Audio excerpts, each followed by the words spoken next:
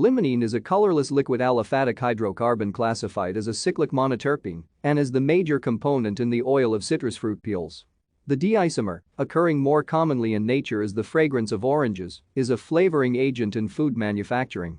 It is also used in chemical synthesis as a precursor to carvone and as a renewables-based solvent in cleaning products.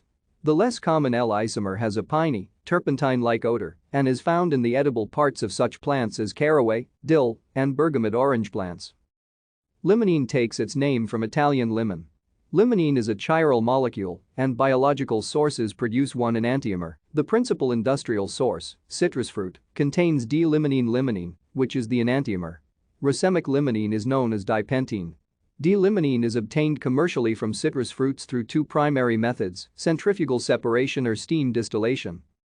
Limonene is a relatively stable monoterpene and can be distilled without decomposition, although at elevated temperatures it cracks to form isoprene.